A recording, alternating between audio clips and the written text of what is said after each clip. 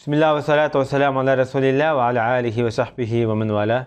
Muhammed İbni İsmail el-Bukhari rahmetullahi aleyhinin Sahih Bukhari namlı kitabındaki dersimizin devamında bugün ilim hakkındaki kitabın tüvendeki babını okumakçı. Bu babda İmam Bukhari şundaktaydı. Sözleş ve emel kılıçtın burun bunu biliş gerek dedi.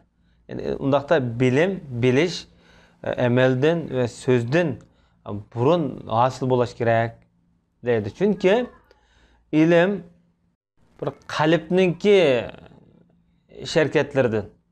Kalp müşe adam bedendeki azalar içinde en şereflik, ulug bir aza. Şunun için bu kalp avval haberdar buluş gerek. Yani nemine emel kılımız. Nemine emel kılışını biliş gerek. Emel kılmakçı boğan nersini biliş gerek. His kılış gerek, tonuş gerek.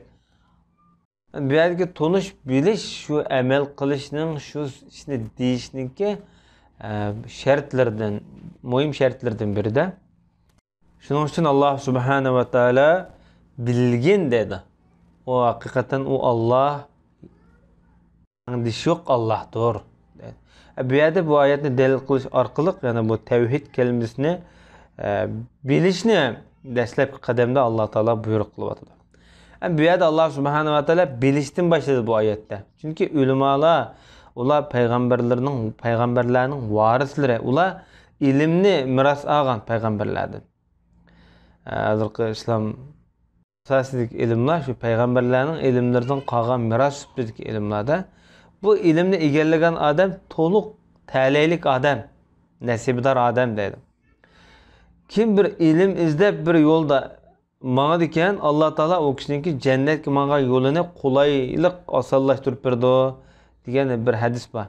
Yani bu ilimdeki fezileti hakkında, yani bilişinin fezileti hakkındaki ayet hadislerini veya da misal eklivatıda İmam Bukhari rahmetullahi aleyhi. Ve ondan başka Allah Subhanahu ve Teala Kur'an-ı Kerim'de estaizu billah Allah'ın bendiler içinde ulemalar hakiki kokudu diyen ayetini delil eklivatıda. Yani ki innema diyen sözü bir fakatla dep süpetligen.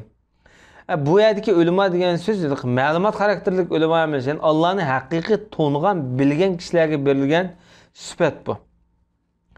Ve şundaqla Allah Subhanahu ve Teala Kur'an-ı Kerim'de estaizu billah bu Kur'an-ı Kerim'deki bir kısım obrazlık misallarını fakat alimlar düşüneleydi diyen ayet. Bu Sure Ankebut'nunki 43. ayetide. Peygamber sallallahu aleyhi ve sellem bu ayetini okuğa vaxtida şundaq degan ekan. Allah'ını bilgen hakiki alim degan, Allah'a boysunish arqılık Allah Teala'ga özünki quldarlıqını bildirdigan, yani emel qiladigan, Allah'ın g'azibidan imkon bor yaraqlashadigan yani kişiler de Peygamber sallallahu aleyhi ve sellem şu ayetniki aygıda okuğa vaxtida şu sözü qilgan ekan. Ondaqda bu söz şu ayetniki tefsiri şekilde bo'ldi. Ondan başqa Allah Subhanahu ve Teala estaizu billah yani şundaqlaydı. Hem de kıyamet günü devzak kirgen kapırlarınki tili arkalık Allah Teala bizge böldürüp yani kelgüsü değildiğin gapida kıyamette kapırlar. Olar şundaq değişidi deydi kıyamet günü. Eğer biz anlagan bolsak, biz düşüngen bolsak deydi.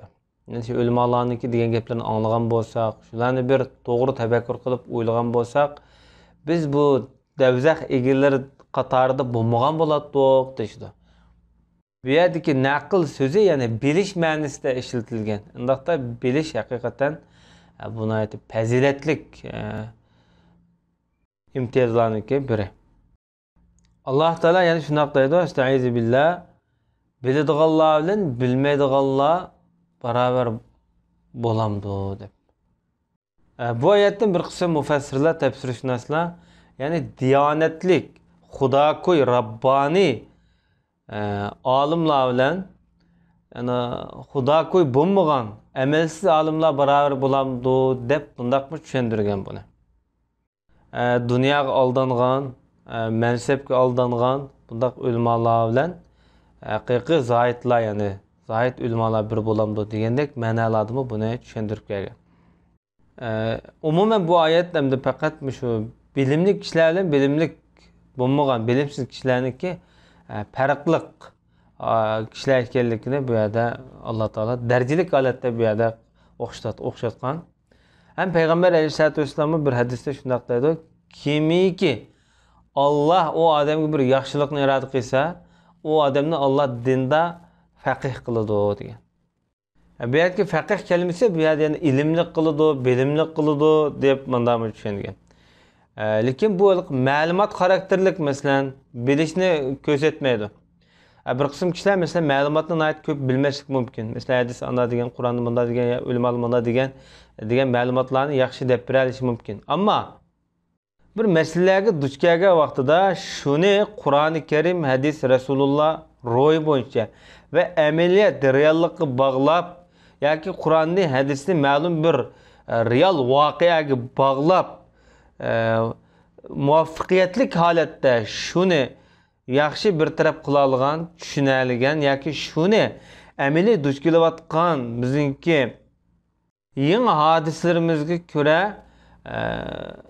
güzel uslub bilan tatbiq qila olgan odam bu haqiqiy dinda faqih odam bo'ladi. Bunday kishilar bunda aql ko'zi va qalb ko'zi bilan ko'radigan odamlar tepiladi bu sifatlar. İmam Buxoriy rahmatullohi bu yerda yana qayd qilib, ilm shu o'rganish orqali hosil bo'ladi deydi. Ilm faqatlam xiyol bilan, tasavvur bilan bo'lmaydi, o'rganish, jafo orqali qo'lga keltirildi. Hamda sahabalardan Abu Zar al-Ghafari radhiyallohu anhuning tuvandagi so'zni bu yerda ilmning fazilati haqida bayon qilib keltiribdi. Bu Abu Zar radhiyallohu anhu shunday deydi. Agar bu o'tga qilishni mushaga qo'ysangmi dedi. Gardinimga. Ya'ni o'ltirish uchun, chepish uchun mushaga qo'ysangmi? Payg'ambar alayhisolatu vasallamdan anglagan bir so'zni devitib dedi. Andin beşimninki kallamning kesilishiga men bo'ysunatdim degan. Yani demakchi bo'lgani bu yerda asli Abu Zar al-Ghafari Muaviya radhiyallohu anhu bilan Damashqda bir ixtilof qilishib qolgan ma'lum bir oyat haqida.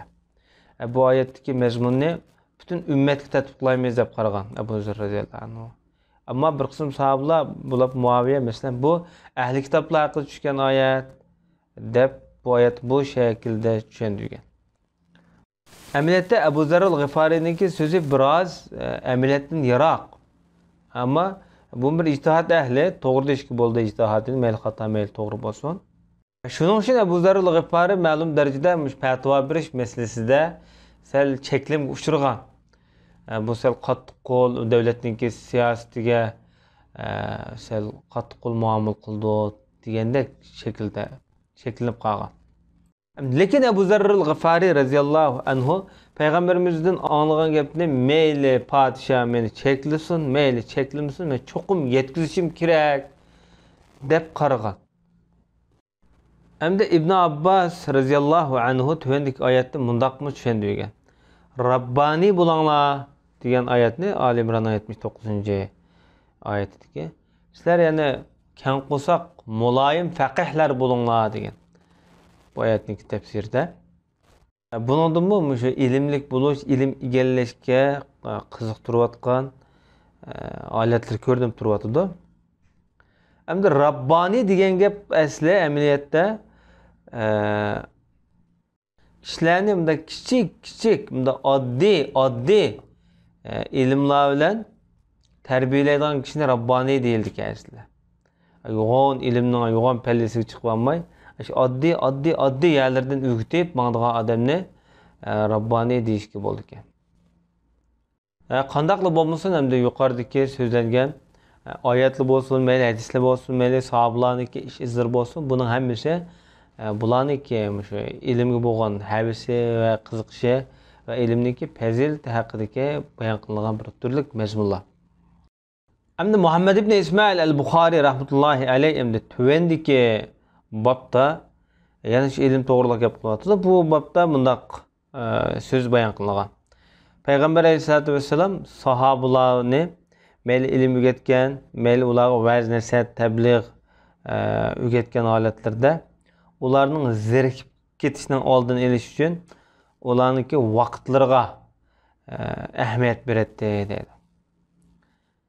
Mesela orliq qo'yib, pat va'z nasihat qiladi yoki ularga ta'lim tarbiya xizmati bilan shug'ullanadi dedi. Ondaqda Peygamberimiz küllikке söz qılmaydı ekan, küllik tebliğ qılmaydı ekan da. Kişilerin da zirkişlik altını көрмәслек үшін болsa керек. Яки аң мөһиме әмдә янфиру дигән сүз уларны өректеп куймаслык дигән гәп. Менә зеректиреп куймаслык өчен дигән булдым. Bu 68-нче номерлык бу хадисте İmam Buxari rahmetullahi alayhi şundaq dedi. Bizga Muhammad ibn Yusuf degan kishi hadis so'zlab bergan edi deb. Bu zat İmam Buxari'ninki ustozlaridan ismi Muhammad ibn Yusuf al-Waqid al-Faryabi degan nom bilan mashhur. Bu adam o'sha Shamda tug'ilgan. Shamda tug'ilgan Qaysariya deydi hamda. Hozirgi Turkiyadagi Qaysariya emas, Qaysariya mana shu Iordaniya bilan Palestin, İsrail orasidagi rayonlar bu. Bu kishiniki ustozlaridan Sulaymon ibn A'mashlar shu odamlar uchrashgan ekan. Bu zat masalan İmam Ahmad ibn Hanbalning ustozlaridan bo'ladi. İmam Buxari ko'p o'rinlarda o'sha odamdan hadis rivoyat qilgan. Bu adamga berilgan baho da masalan yaxshi odam edi deb bahoni bergan İmam Ahmad. Nasai, Abu Hatim qatorliq kishilar ishonchli degan bo'lsa, hamda shogirdi İmam Buxari rahmatullohi alayh o'z davridagi eng yetuk, eng afzal, yaxshi odamlardan edi degan sifatlarni bergan. Bu odam 212-yili o'lib ketganligi xotirlangan. Bu odam dedi, bizga Sufyan xabar bergan edi deydi. Sufyan Savri. Amaliyotda bu odam ikkili Sufyanda o'qigan, Sufyan ibn Uyaynadan o'qigan, Sufyan Savridan o'qigan. Lekin hadisdagi Sufyan Savri rahmatullohi alayhi maqsad qilingan. Bu kishi Amashdan. Amashdan tarjimali o'tdi. Sulaymon ibn Mihron. Bu kishi Abi Vaildan hadis bayon qilyapti.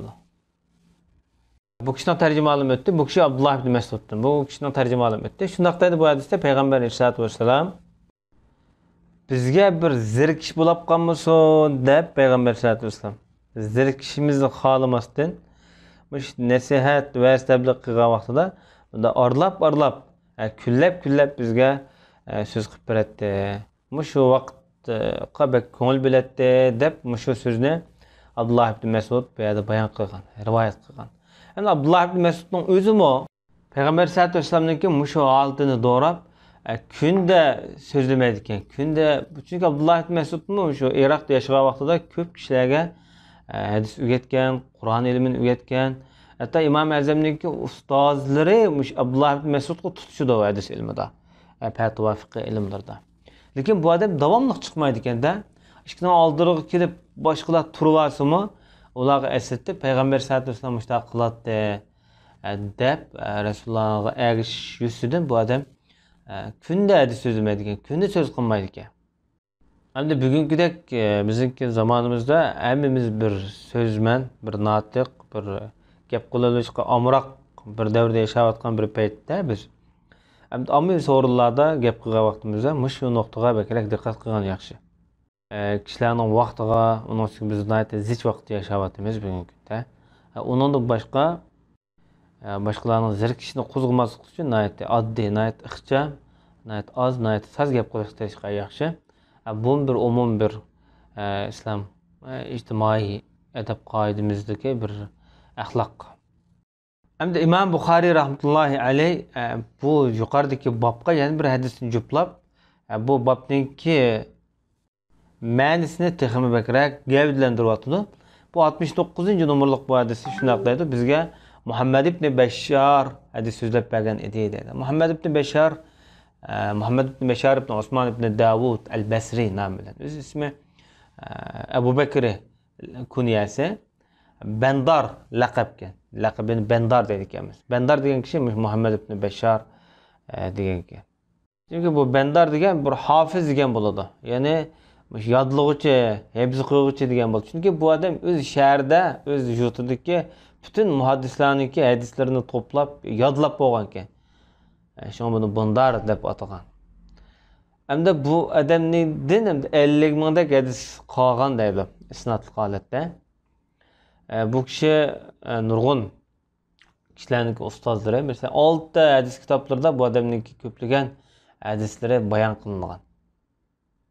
Bu zaten 18 yosh vaqtida boshqalar bu odamdan hadis o'rganishga boshlagan ekan. 18 yosh vaqtida. Undaq bu odam 167-yili tug'ilib, 252-yili o'lib ketgan. Bu İmam Buxariyning ham ustozi. İmam Buxariydan 3-4 yil burun o'lib ketganda undaqda. Bu zot dedi bizga Yahya ibn Sa'id hadis so'zlab bergan edi dedi. Bu kishiniki tarjimali boshda o'tdi. Yahya ibn Sa'id al-Qattan nomi bilan mashhur. Bu kishi dedi bizga Shu'ba hadis so'zlab bergan edi dedi. Shu'ba ibn Hajjaj shu. Bu kishi dedi manga dedi. Xos so'zlab bergan ekan. Abu Tayyah hadis so'zlab bergan edi dedi. Abu Tayyahning ismi Yazid ibn Hamid yoki Humayd nomi bilan mashhur. Bu kishi shu Anas ibn Malik, Imron ibn Husayn qatorliq sahobalar bor. Bu kishilardan hadis anglagan. Ondan boshqa shu davrdagi buyuk cho'ng tabiinlar bilan uchrashgan, ulardan hadis anglagan. Ulamolar bu zotga baho bergan vaqtida mazmut ishonchlik degan bahoni bergan. Bu bahoning egisi Ahmad ibn Hanbal. Ali ibn Madini degan muhaddis bo'lsa, ma'ruf bu mashhur ishonchlik odam degan sifatni bergan. Bu odam 128-yili o'lib ketganligi xotirlangan. Shunga ustozi Anas ibn Malikdan hadis rivoyat qilyapti-da bu kishi. Anas ibn Malik payg'ambar alayhisolatu vasallamdan rivoyat qilib, payg'ambarimiz shunday degan. Sizlar oson qulaylashtiringlar dedi. Ishlarda, umum holatlarda qiyinchilik tug'dirmanglar dedi.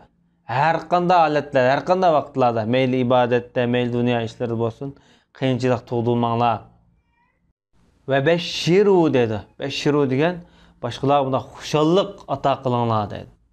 Va la tunaffiru boshqalarni yuhtirib etmanglar, qochirib etmanglar yoki zeriktirib etmanglar degan bo'ladi. Bu hammasi bunda aniqsiz sifatlar bilan keltirilgan bu buyruqlar. Undaqda bu ham dunyolik ishlarda va oxiratlik ishlarda hammasiga o'rtaq qo'llanishga tegishli. Bu aniqsiz holat kelgan ekan bu buyruq. Bu hadis endi bugungidek shu dinga qarshi masalan umumiy bir fikr ko'tarilayotgan bugungi paytlarda shu da'vatchilar bo'lsin yoki islom ta'limoti bilan shug'ullanuvchilar bo'lsin va yoki o'rgatuvchilar bo'lsin va yoki tablig'chilarimiz bo'lsin, buni o'ziga imkon bor tatbiqlashga tegishli qoidaviy hadislardan bu. Chunki bu hadis ham bir ma'noda shu islomiyatning dastlabki bosqichlaridagi masalan tadrijiylik qoidasimi bu hadisda aks etgan. Chunki bu dunyo amal qilish dunyosi, oxirat jazo va mukofot dunyosi. Endi biz bu davrda yashayotgan ekan, oxiratdagi keskin qarorni bu dunyoda tatbiqlash bo'lmaydi. Shuning uchun bu yerda tadrijiy, qadamma-qadamda imkon bor. Shu dinga yaqinlashtiradigan, dinga akiradigan, dinlik qoida usullarni, adab axloq qoidalarini o'rgatadigan usullarni qo'llangan yaxshi. Bu hadisniki ufqimni mushuni tushuntirdi. Va sallallohu ala nabiyina Muhammad va ala alihi va sahbihi ajma'in.